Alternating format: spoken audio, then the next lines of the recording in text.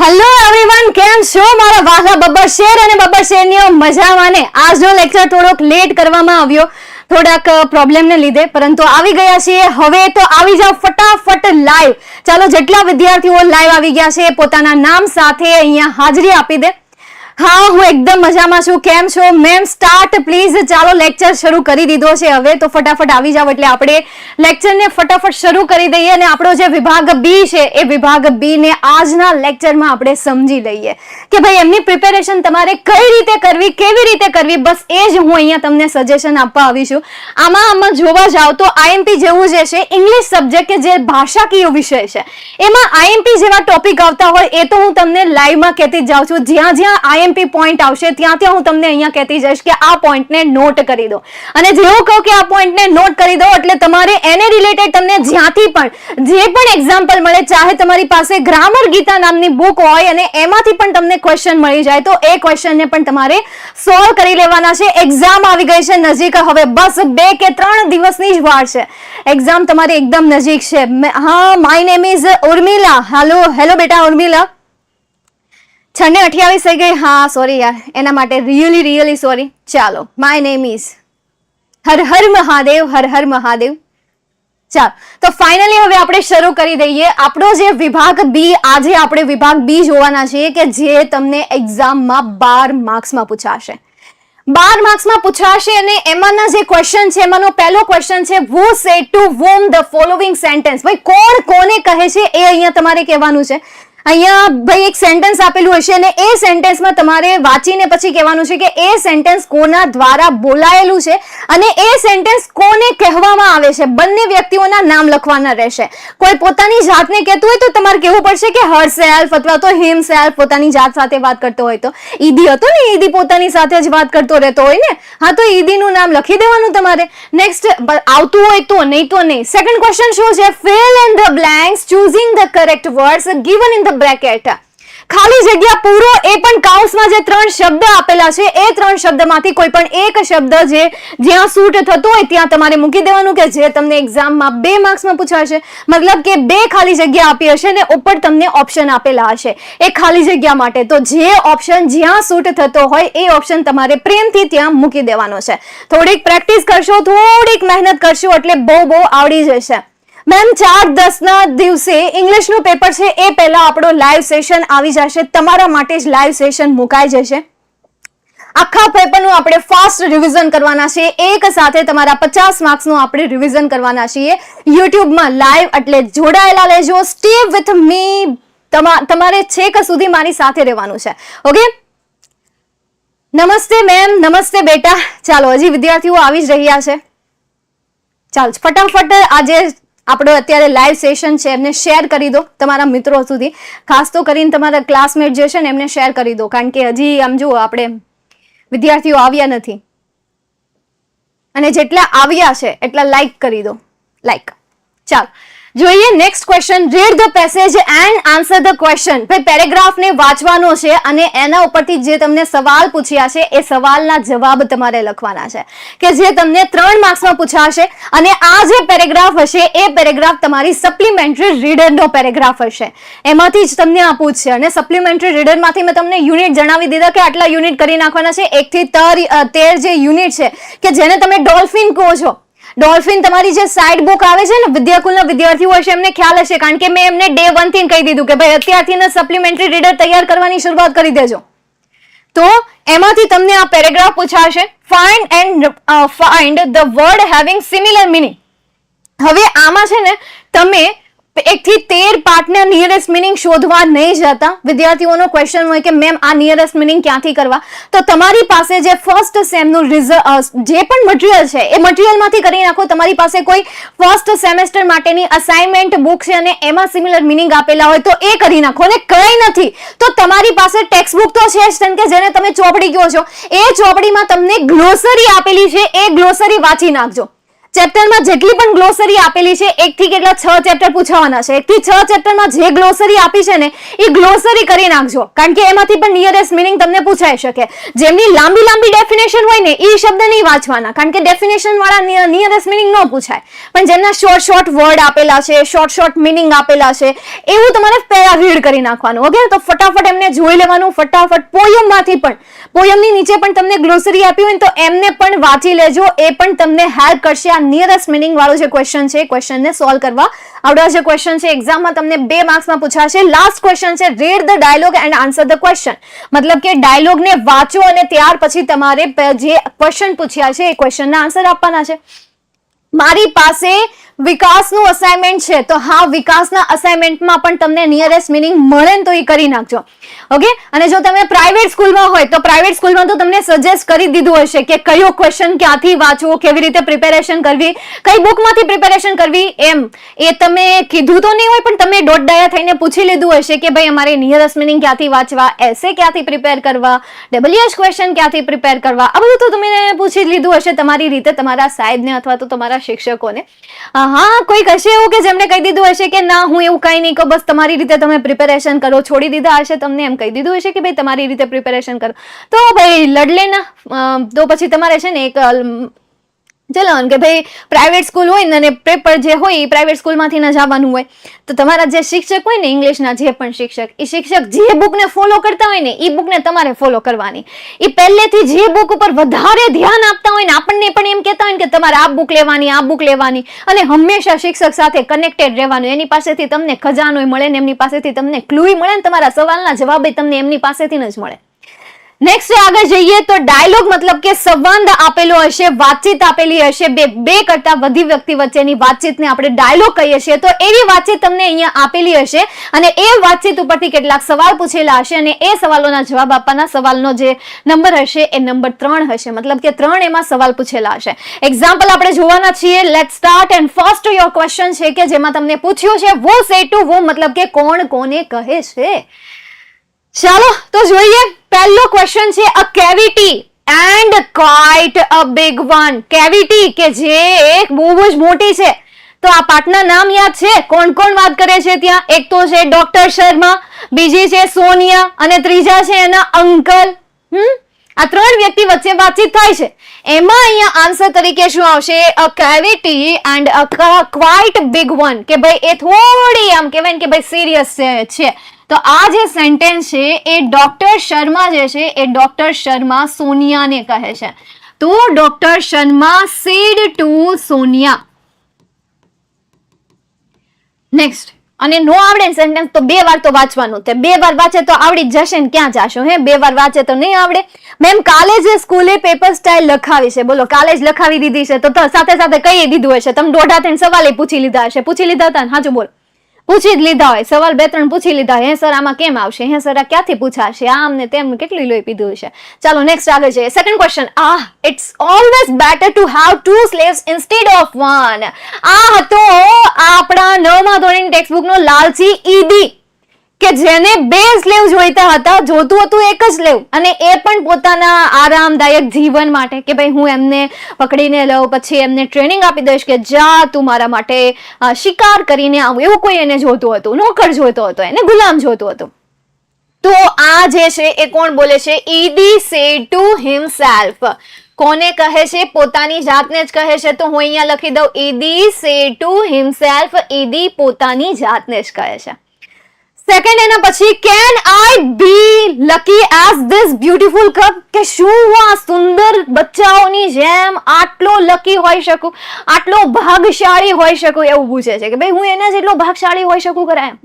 ચાલો જોઈએ તો આ સવાલ જે છે કોણ કોને કહે છે? Yes, Eddie said to himself. હા, સેકન્ડ ક્વેશ્ચનનો આન્સર આપો, પણ આ થર્ડ ક્વેશ્ચનમાં સેમ જ આન્સર આવશે. શું આવશે? Eddie said to himself. લખી દઉં ને, જોઈ લેજો પાછું, મારે ભૂલ થઈ જાય. એવું કઈ જરૂરી નથી કે ભાઈ આમ વધારે પડતું બોલવામાં નીકળી ગયું હોય. એટલે ચેક કરતું રહેવાનું અને કહેતું રહેવાનું કે હા મેમ કરેક્ટ છે એમ.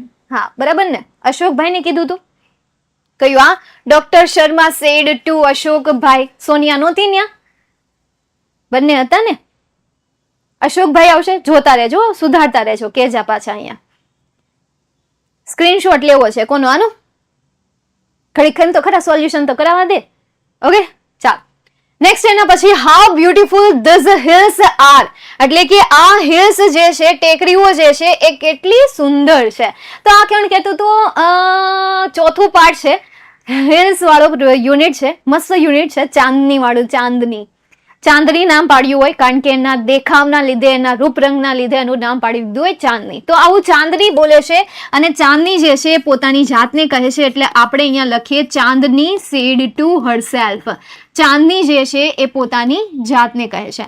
નેક્સ્ટ એના પછી I hate you Eddie, everybody of our trip will hate you because you are lazy and wicked too. આવડો આ સેન્ટેન્સ જે છે કોણ કહે છે કે હું નફરત કરું છું, અને નફરત કરે છે આપણી જાતિના બધા જ લોકો તને નફરત કરે છે કારણ કે તું આળસુનો પીર અને દુષ્ટ પણ છે. વિકેડ મતલબ શું થશે? દુષ્ટ થશે. કે ભાઈ તું દુષ્ટ પણ છે અને સાથે સાથે ઈર્ષાળુ અને આળસુનો પીર પણ છે, એવું અહીંયા કહે છે. તો આ કોણ કહે છે? તો આ જે સેન્ટેન્સ છે એ સેન્ટેન્સ છે એ સેન્ટેન્સ કોના દ્વારા કહેવામાં આવે છે? પેલો ઓલ્ડ મેન હતો ને, હા, ઓલ્ડ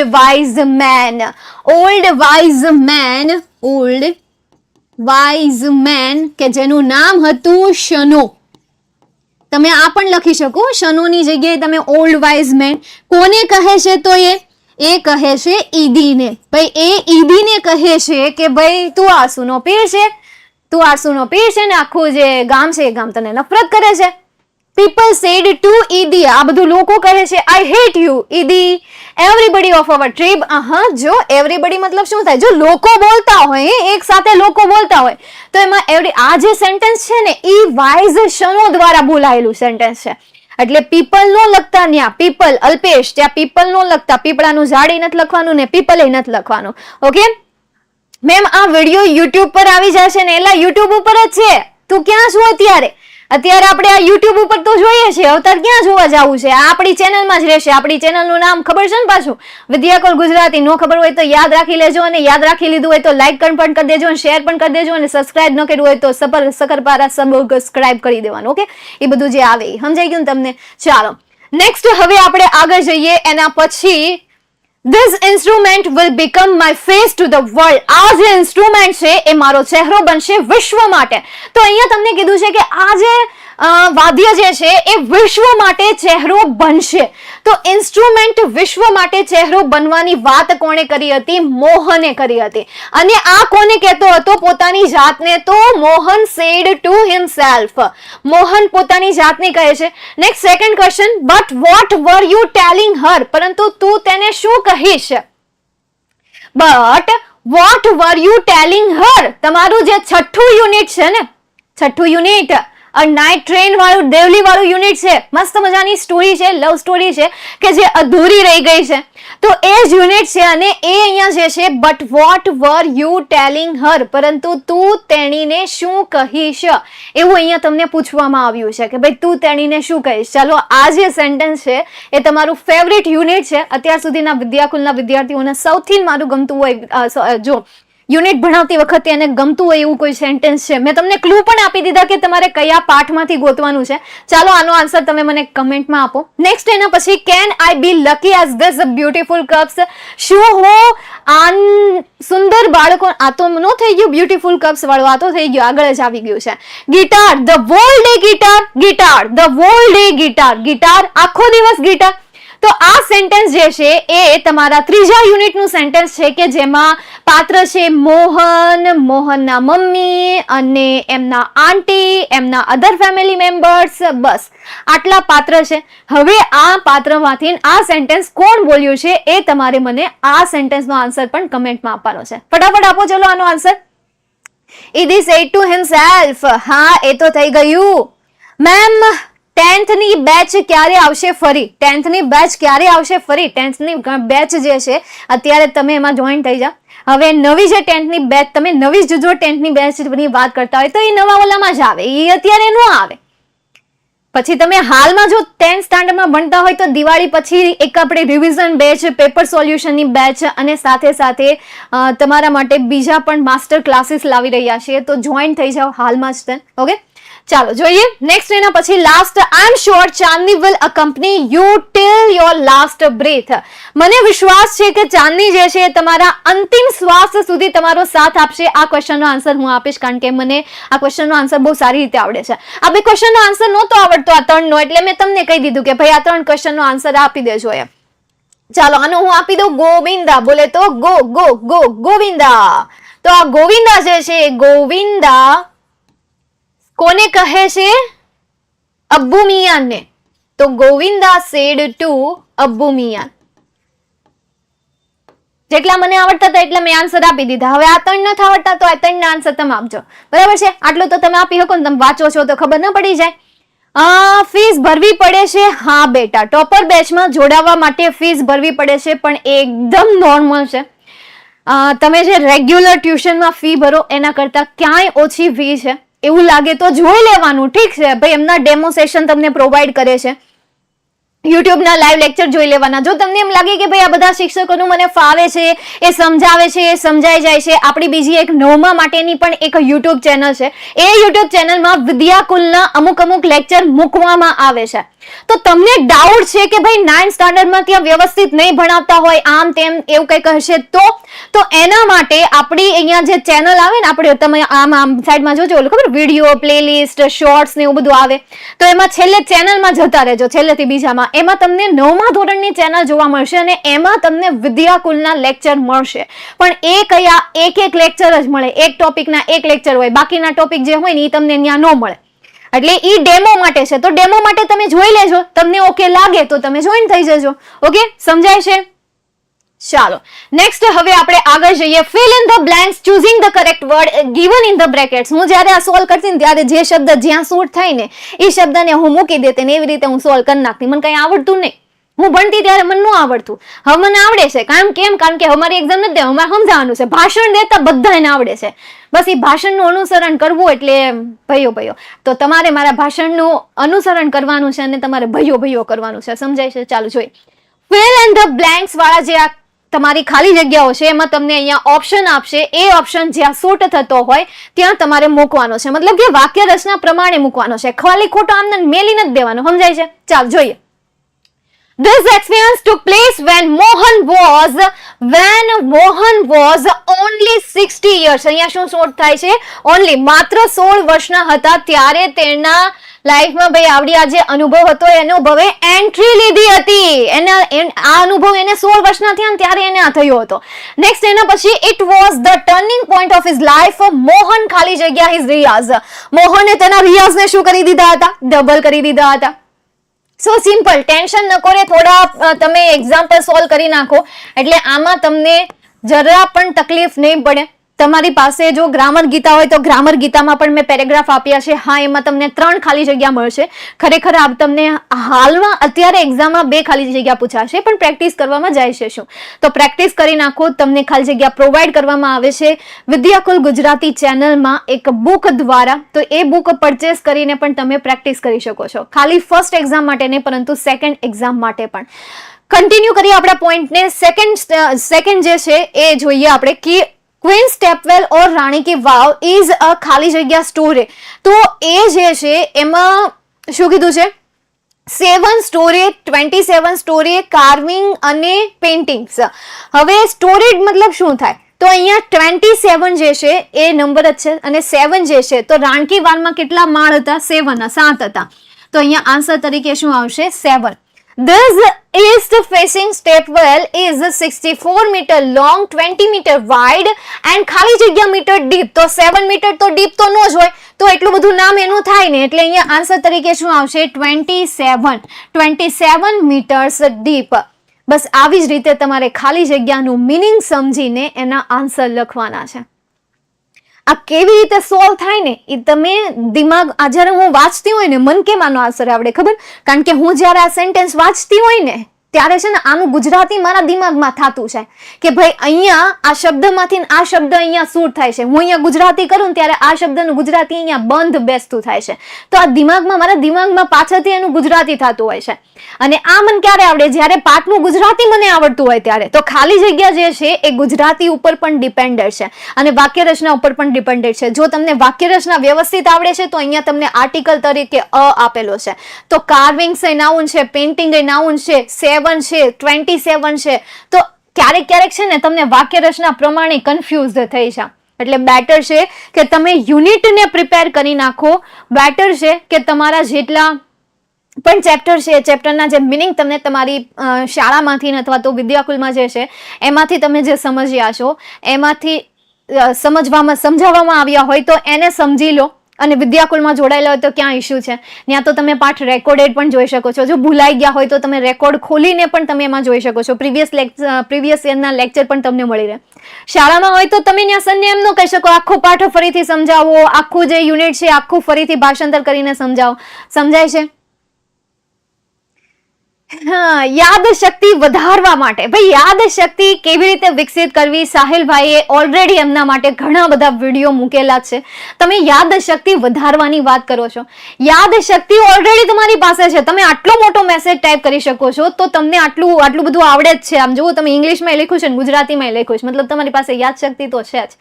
તમે ક્લાસમાં બધા વિદ્યાર્થીઓના નામ યાદ રાખી શકો છો. જો હા તો હા, તમારી પાસે યાદ શક્તિ છે. 1 થી 100 એકડા યાદ છે, 100 થી વધારે એકડા યાદ છે, હા તો તમારી પાસે યાદ શક્તિ છે. તમને 10 કરતા વધારે સવાલના જવાબો યાદ છે તો તમારી પાસે યાદ શક્તિ છે. હવે 10 કરતા વધારે સવાલના જવાબ યાદ રાખવા માટે કોન્ફિડન્ટ થવાનું છે, આત્મવિશ્વાસી બનવાનું છે અને થોડો વિશ્વાસ રાખવાનો છે કે ભાઈ આપણે વારંવાર એમાં પ્રેક્ટિસ કરતા રહીએ. બાકી એમની કોઈ મેડિસિન એમ ન આવે ને એવું લાગે ને તો તમારે છે ને ચેનલ જોઈ લેવાની આખી. સાહિલભાઈ કેટલું મસ્ત તમારા માટે શૂટ કરીને રાખ્યું છે. હિરેનભાઈ છે, નીલકંઠભાઈ છે, કેવી રીતે યાદ રાખવા માટેના સ્પેશિયલ વિડીયો રાખેલા છે. ઓકે ચાલ, 56 વિદ્યાર્થીઓ લાઈવ છે અને 56 વિદ્યાર્થીઓને એમ નથી થતું કે આપણે લાઈક આપી દઈએ. મેમ આટલું સરસ બોલે છે, જો કે તમારે બોલવાનું હોય પણ તમારા બદલે હું બોલી ગઈ એમ તમે કમેન્ટમાં લખશો જ ને. હમણાં જોઈએ આપણે, સમજાય છે? ચાલો નેક્સ્ટ આગળ જઈએ. એના પછી gradually Chandni stopped eating the green grass and tasty grains. Even she lost interest in Abu Khan's story. She lost her ખાલી જગ્યા. તો એને એની પોતાની ભૂખને શું કરી હતી? ગુમાવી હતી. અને ભૂખ માટે શબ્દ કયો છે? એપીટાઇટ. કે ભાઈ ભૂખ, એપીટાઇટ મતલબ શું થશે? ભૂખ થશે. she stared ખાલી જગ્યા. તો એંગ્રીલી, તે ભાઈ એંગ્રીલી જોતી હતી કે મૂડલેસલી જોતી હતી? તો મૂડલેસલી. કે ભાઈ એ મૂડલેસલી એ તેની જે પેલો પર્વત હતો ને પર્વત તરફ જોયા જ કરે એવું. Mohan was born in a family of musicians. Music was in his ખાલી જગ્યા blood. આના માટે તો મારે ઓપ્શનની પણ જરૂર નથી કારણ કે આ યુનિટ મને બહુ સારી રીતે યાદ છે. He grew up with a musician. ભાઈ તેમનો જે ઉછેર છે એ ઉછેર મ્યુઝિશિયન સાથે થયેલો છે, બરાબર. એટલે મેં આ યુનિટમાં એટલી પ્રેક્ટિસ કરી છે, એટલી વાર આ યુનિટને રિવાઇઝ કર્યા છે કે હવે તો મને આમના આન્સર પણ યાદ રહી ગયા છે. મતલબ કે તમે કોઈ પણ વસ્તુનું સતત રિવિઝન કરો છો તો તમને એ વસ્તુ તમારા દિમાગમાં છપાઈ જાય છે. બાળક પણ માં બોલતા ક્યારે શીખે છે? એમની સામે જે પણ વ્યક્તિ આવે ત્યારે એ કહે છે કે જો મમ્મી આવી, જો મમ્મી એવી રીતે કહીને એમને કેટલી વાર એમની સામે એકનો એક શબ્દ બોલવામાં આવે છે ત્યારે એ 21 દિવસ 20 દિવસ કેટલાક મહિનાઓ પછી એ મમ્મી બોલતા શીખે છે, એ માં બોલતા શીખે છે. સેમ એ રીતે બા શબ્દ પણ એ જ રીતે શીખે છે, સાંભળે છે, બોલે છે, જોવે છે, શીખે છે. તમે જોયું હશે, તમે છે ને એક ડબ્બો લો અને એ ડબ્બાનું ઢાંકણું ખોલો, એ બાળકની સામે તમે ઢાંકણું ખોલશો, પછી એ ડબ્બાનું ઢાંકણું બંધ કરીને બાળકની સામે મૂકી દેજો એટલે એ પણ એ ઢાંકણાને ખોલવાનો પ્રયત્ન કરશે. એ આટા નહીં ખોલી શકે પણ એ ઢાંકણાને ખોલશે. પણ ઢાંકણું ખોલ્યા વગર જો એ ડબ્બાને એની સામે મૂકી દેશો ને તો એ હલાવા કરશે, ઘા કરશે, મોઢામાં નાખશે, ફેંકી દેશે, એ કરશે. કારણ કે એને નથી ખબર કે એનું ઢાંકણું ખુલે છે. પણ તમે એમની આંખની સામે એ ક્રિયા કરી એટલે એને ઈ યાદ રહી ગઈ. તો ત્યારે તો એમનું માઇન્ડ શાર્પ હોય, અવેર હોય, બીજી કોઈ વાતો એમના માઇન્ડમાં ન ચાલતી હોય એટલે ઈ યાદ રાખી શકે. તો તમારે યાદ રાખવા માટે એકની એક વસ્તુનું વારંવાર રિવિઝન કરવાનું છે, બીજું કાંઈ નહીં. ઓકે મેડમ, યાદ તો બહુ ટ્રાય કરી ત્યારે યાદ રહે છે, પણ હું ફોટોગ્રાફિક્સ મેમરી કેવી રીતે ડેવલપ કરવી એમ કહું છું મેમ. ફોટોગ્રાફિક્સ મેમરી ઓબ્ઝર્વેશન પાવર દ્વારા. ફોર એક્ઝામ્પલ, કોમર્સ કર્યું છે મેં. હવે તમને કોઈ વ્યક્તિ સાયન્સના પણ તમે વિડીયો જોયેલા હશે, તમે ક્યાંક એવું સાંભળ્યું હશે કે સાયન્સના એ જે પણ સૂત્રો છે ગીત ગાઈને યાદ કરાવે છે. તમે ગીત ગાઈને વિદ્યાર્થીઓને યાદ કરાવતા હોય, એમના ઉપરથી ચાવી બનાવીને વિદ્યાર્થીઓને યાદ કરાવતા હોય. ગવર્મેન્ટ એક્ઝામની પ્રિપેરેશન કરતું હોય એમને વધારે ખ્યાલ હોય. ગવર્મેન્ટ એક્ઝામની પ્રિપેરેશન કરતું હોય તો એમાં પણ જે કોડ આવતા હોય અથવા એ કોડ જે છે એ કોડને પણ એ કઈ રીતે મને એકદમ યાદ નથી આવતું, તો એ કોડને પણ શું કરે છે, એક નાની ચાવી બનાવી નાખે અથવા તો મુદ્દાઓની ચાવી બનાવી નાખે, કવિતા બનાવીને યાદ કરાવે. આપણા સાહિલભાઈને જ લઈ લઈએ તો સાહિલભાઈ પણ આપણી મેથ્સમાં જે ભણાવવાની એમની મેથડ છે એમાં ઘણી વખત એ ગીત ગાઈને અમુક સ્ટેપ જે છે માઇનસ કરતા હોય, અમુક સૂત્ર એ રીતે બોલતા હોય. આકૃતિઓ સમજાતા હોય તો આકૃતિ હોય તેને પોતે પોતાના શરીરમાં દોરી નાખતા હોય કે ભાઈ જો આ આકૃતિ બની ગઈ, આવી રીતે ઉભા રહી જાય, લો આકૃતિ બની ગઈ. કઈ આકૃતિ બની ગઈ? ગુરુકોણની આકૃતિ બની ગઈ. લઘુકોણની બનાવી છે તો હાથને આમ કરી દેશે. તો અમુક જે તમને ટોપિક યાદ નથી રહેતા તો એને ચિત્રમાં બેસાડવાનો પ્રયત્ન કરો, એને મ્યુઝિકમાં બેસાડવાનો પ્રયત્ન કરો, એને ચાવીમાં બેસાડવાનો પ્રયત્ન કરો તો એ ટોપિક તમને યાદ રહી જશે. આમાં ક્યાં શીખવાની જરૂર છે? નેક્સ્ટ આગળ જઈએ એના પછી read the passage and answer the question કે જે તમને એક્ઝામમાં 3 માર્ક્સનો પૂછાશે. આવી રીતે પેરેગ્રાફ આપેલો હશે, પેરેગ્રાફની નીચે તમને 3 ક્વેશ્ચન આપેલા હશે. પહેલો question, who came to the first beggar? કોણ પહેલા ભિખારી પાસે આવ્યું હતું? તો કોણ પહેલા ભિખારી પાસે આવ્યું હતું? તો young man. Young man, the first beggar took out rupees to give him. તો એણે પહેલા ભિખારી પાસે આવ્યા હતા. Second question, how many beggars were there? કેટલા ભિખારી હતા ત્યાં? તો 2 ભિખારીઓ હતા. જો અહીંયા રહ્યો સેકન્ડ બેગર, પહેલો અને સેકન્ડ, મતલબ કે અહીંયા 2 ભિખારીઓ હતા. તો અહીંયા તમે આન્સર લખી શકો 2. તો there were 2 beggars. ત્યાં 2 ભિખારીઓ હતા. Third, what did the young man take out? Why? ભાઈ તે પહેલા જે માણસ હતા એ માણસે શું કર્યું? તો એ જે માણસ હતો એ માણસે એક રૂપિયો કાઢ્યો, એ પણ પેલા માણસને આપવા માટે. કયા માણસને આપવા માટે?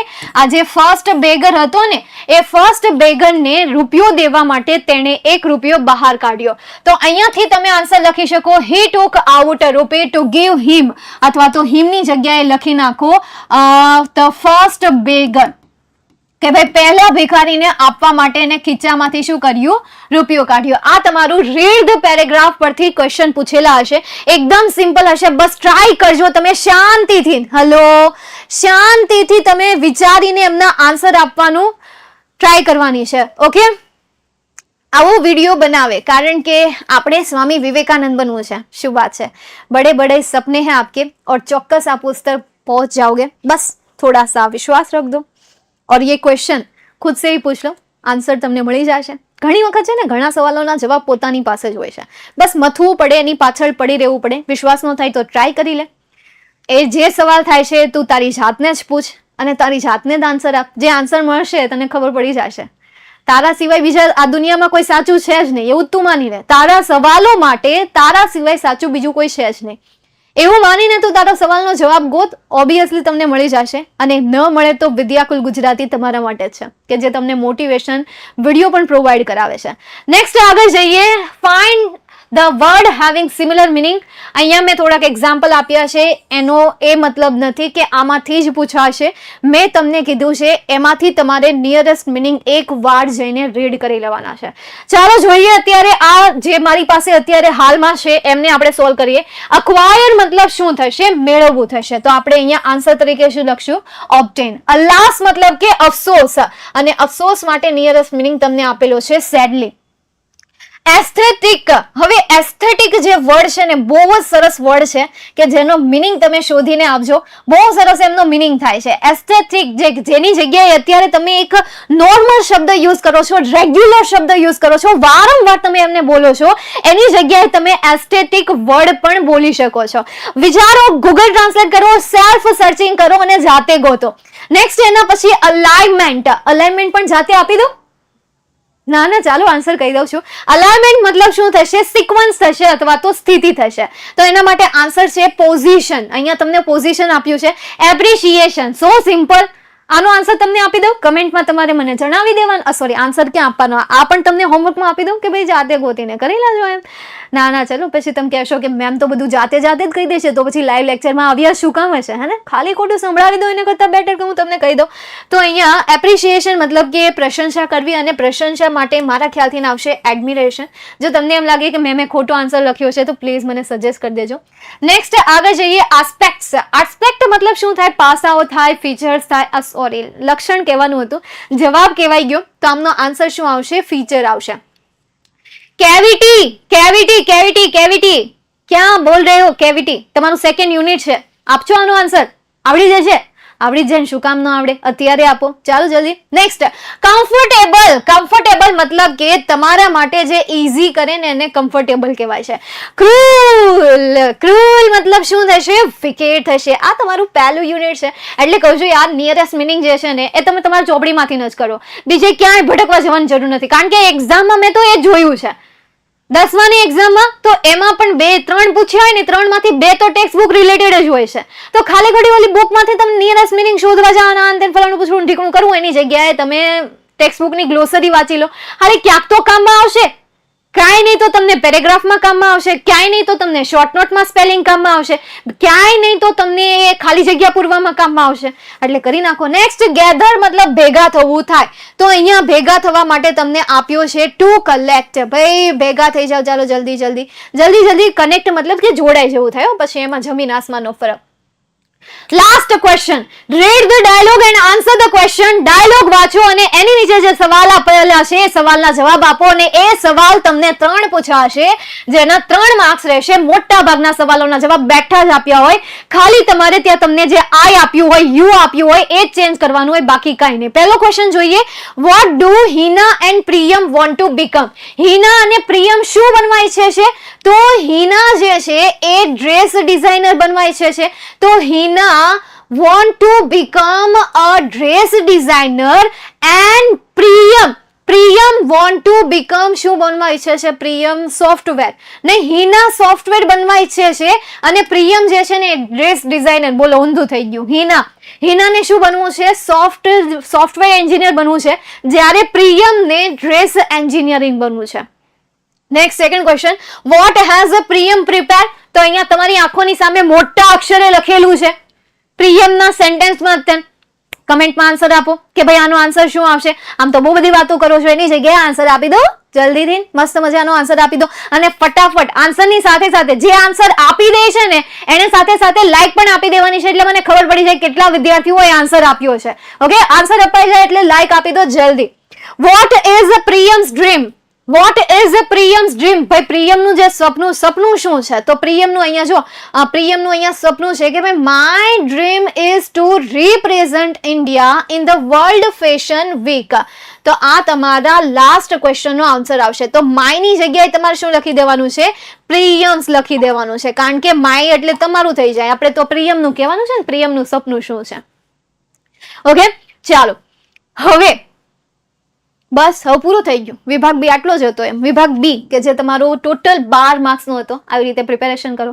40 મિનિટ આપી દો આની પાછળ. વિભાગ બી ને 40 મિનિટ આપી દો. 40 મિનિટ ઇનફ છે. એક્ઝામની પહેલા પણ વિભાગ બી નહીં અડ્યો ને તો પણ ચાલશે. બસ એક્ઝામની પહેલા જે હું લાઈવ વિડીયો લઈને આવું ને એ તમારે જોવાનું છે, કારણ કે હું એમાં એક્ઝામ્પલ સોલ્વ કરાવીશ. ઘરે બેઠા બેઠા તમે એક જ ચોપડી ખોલવાના નથી. બધા સબ્જેક્ટ વાંચી લેશો, વિજ્ઞાન, ગણિત, સમાજ, આ બધા વિષય વાંચી લેશો. પણ અંગ્રેજીનો વિષય આવશે ને એટલે કે હા ઇંગ્લિશમાં હું વાંચું યાર, પેરેગ્રાફ બેઝ ક્વેશ્ચન જ આવે ને એને તો આપણે જોઈને સોલ્વ કરી નાખશું. એવું કઈ જાઓ, પછી ઇંગ્લિશ આવે ને તો એવું કરું ને તો ઇંગ્લિશ પછી ઇંગ્લિશનું પેપર આવે ને પછી એકાદો ક્વેશ્ચન ન આવડતો હોય ને તો ઇંગ્લિશ પછી હા હું ગીત ગાય. ठुकरा के मेरा प्यार मेरा इंतकाम देखेगा. देख ले, જ્યારે ભણવાનો સમય વચ્ચે વાંચતા આવ્યું હતું તો એ ખોયલું નહોતું, તો પછી ત્યારે તો એ તો બિચારું ગાય જ ને. ચાલો, તો સમજાઈ ગયું હોય તો લાઈક કરી દો અને સબસ્ક્રાઇબ પણ કરી દો. નો સમજાણું હોય તો પણ લાઈક કરવાનું છે અને સબસ્ક્રાઇબ કરવાનું છે. ક્યુટ ધમકી સમજવી હોય તો ક્યુટ ધમકી સમજી લો, કારણ કે આપણે ફરીથી મળવાના છીએ. તમે જે વિદ્યાર્થીઓ અત્યારે હાલમાં લાઈવ છો, આ બધા જે વિદ્યાર્થીઓ છે એ મને નેક્સ્ટ જે લાઈવ લેક્ચર આવે એમાં પણ તમે બધા લાઈવ જોઈએ. આને પણ તમારે ક્યુટ ધમકી સમજવી હોય તો ક્યુટ ધમકી સમજી લો. ઓકે, ચાલો, C you soon, bye bye and take care.